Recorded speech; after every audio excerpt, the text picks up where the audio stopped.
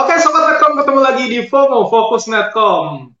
Teman-teman pasti ngerasain kan, ibu kota Jakarta dan sekitarnya, sekarang-sekarang ini emang tiba-tiba lagi panas, atau hujan sorenya. Nah, beberapa di daerah di Indonesia lainnya juga seperti itu. Nah, katanya BMKG, Badan Meteorologi, Klimatologi, Meteorologi, dan Geofisika, itu bilang cuacanya lagi ekstrim nih. Memang ya kita udah tahu bahwa di akhir tahun itu memang biasanya lagi musim hujan datang. Cuman kok bisa se ekstrim ini sih sekarang? Nah, untuk kali ini kita bakal ngobrol-ngobrol bareng Pak Guswanto, Deputi Bidang Meteorologi BMKG. Selamat sore Pak Guswanto. Selamat sore, Mas. Pak, ini kan BMKG bilang ada temuan mengenai potensi curah hujan ekstrem di beberapa wilayah di Indonesia ya Pak. Apalagi Ya, katanya itu bakal berlanjut dari liburan Natal dan Tahun Baru sampai Tahun Baru bahkan katanya sampai Februari kalau nggak salah Pak. Ini kan ada waktu-waktu tertentu nggak sih Pak diprediksi bahkan puncaknya ini bakalan kapan sih? baik. Jadi begini, yang pertama itu BMKG itu sebenarnya kan udah mendeteksi ada beberapa fenomena yang Hmm, bisa menyebabkan tentang meningkatnya kondisi cuaca ekstrim ya. iya. Yang pertama itu saat ini hampir seluruh wilayah Indonesia itu memasuki musim hujan ya. Hmm. Dan kita bagi puncak musim hujan itu saat ini ada dua kelompok. Yang pertama adalah kelompok di mana musim hujannya puncaknya itu bulan November Desember. Itu Hmm. posisinya ada di Sumatera, kemudian sebagian selatan wilayah Jawa, Hmm. ada Kalimantan Barat dan ada sebagian Sulawesi dan ada sebagian juga di eh, Papua. Oke. Kemudian yang kedua, yaitu kelompok kedua, yaitu curah hujan di mana puncak musim hujannya nanti adalah bulan Januari Februari.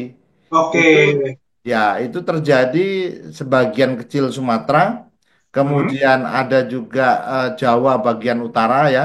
Iya. Kemudian kita lihat di sana ada Kalimantan Selatan dan kemudian ada juga di Sulawesi Tengah dan kemudian kita Hmm. lihat ada di eh, Ternate ya dan sebagian Iya. ada di Papua bagian selatan. Hmm. Jadi berarti memang dari ini dari November sampai Februari ini memang kemungkinan Indonesia bakal rata-rata hujan gitu lah kira-kira bakalan seperti itu kondisinya Pak ya. Iya, tapi itu kan satu fenomena ya. Misalkan Hmm. seperti tadi saya sampaikan, ini untuk November Desember ini puncaknya itu ada di Pulau Jawa, pesisir selatan, Kalimantan dan Hmm. Sumatera ya tadi.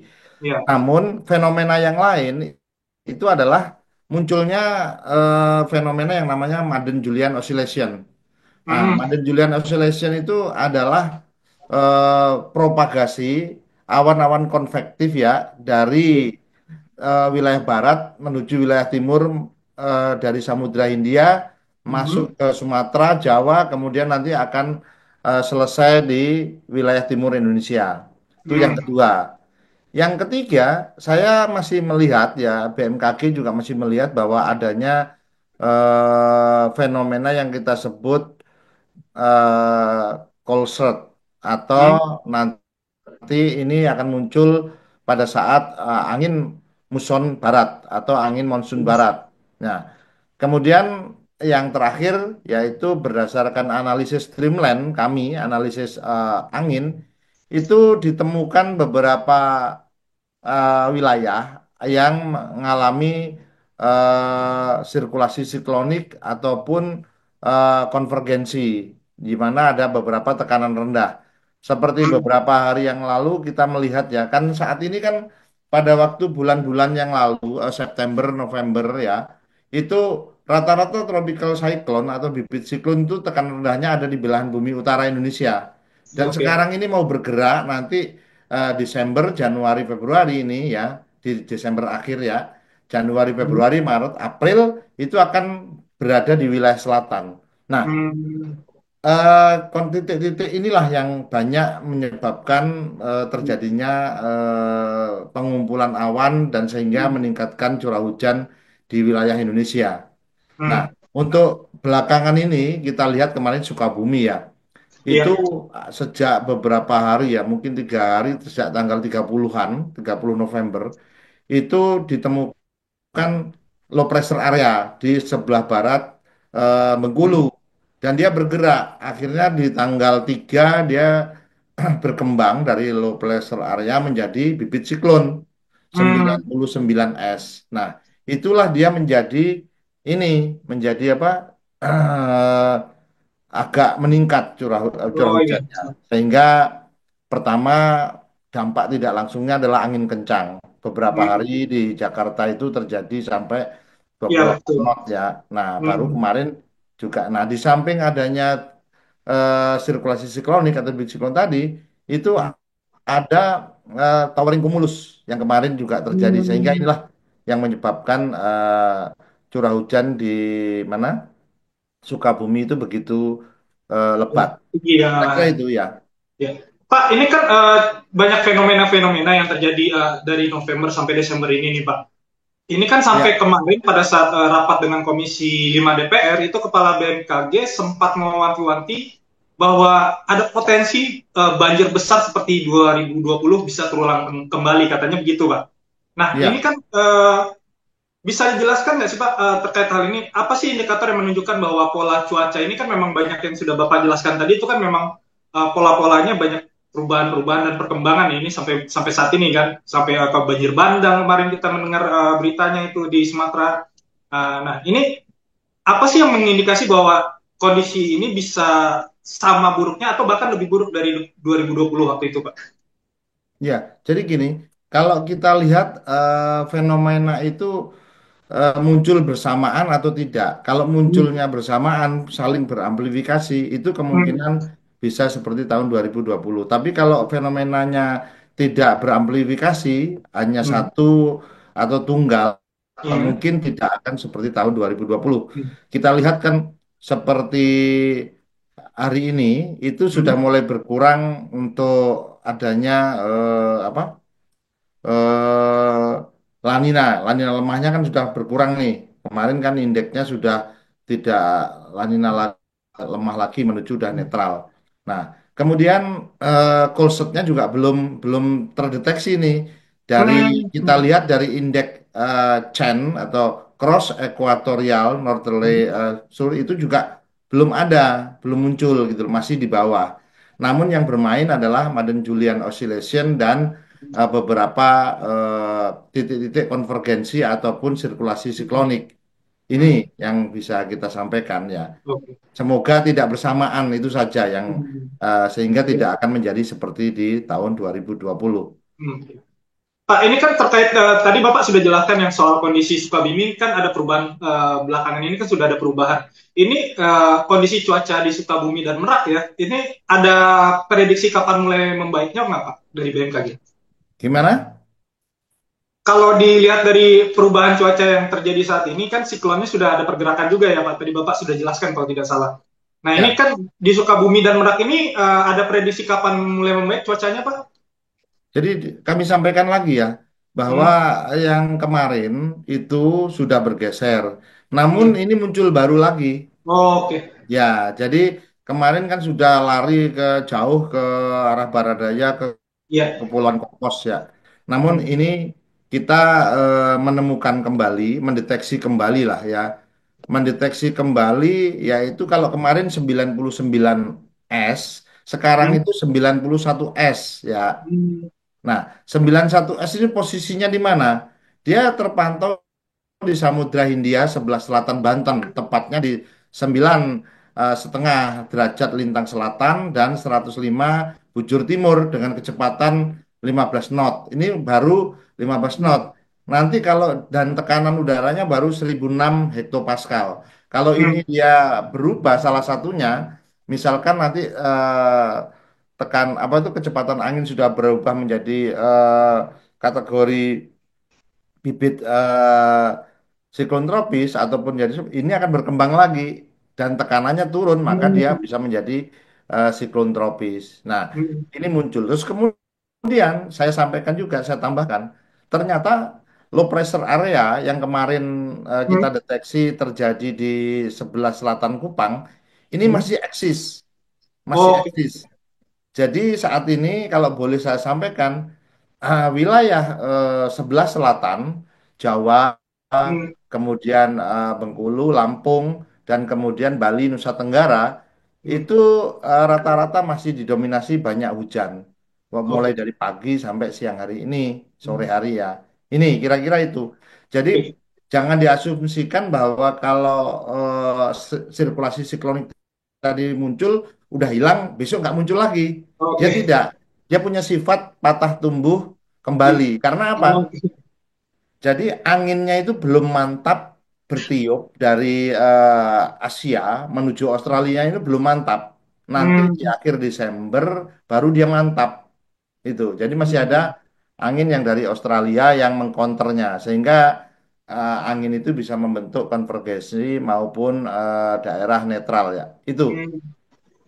Oke Pak, ini kan sampai saat ini kan pasti BMKG terus berkoordinasi dengan pihak-pihak terkait yang mulai dari untuk mitigasi pintu air bendungan juga kanal banjir. Nah ini untuk menghadapi curah hujan ekstrim ini sejauh ini seperti apa koordinasinya Pak?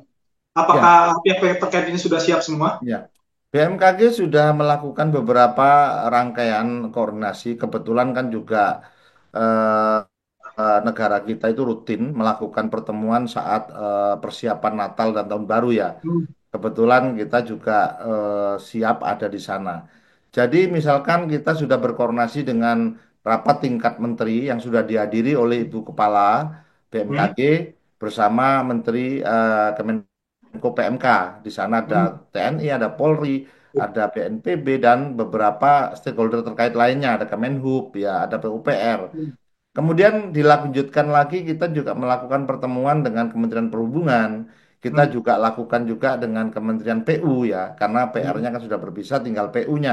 Nah, kita hmm, dengan PU itu juga berkoordinasi bagaimana kesiapan infrastruktur hmm, seperti bendungan dan lain sebagainya. hmm, Kemudian dengan perhubungan bagaimana transportasi untuk hmm, mudik termasuk penyeberangan seperti beberapa waktu yang lalu ya.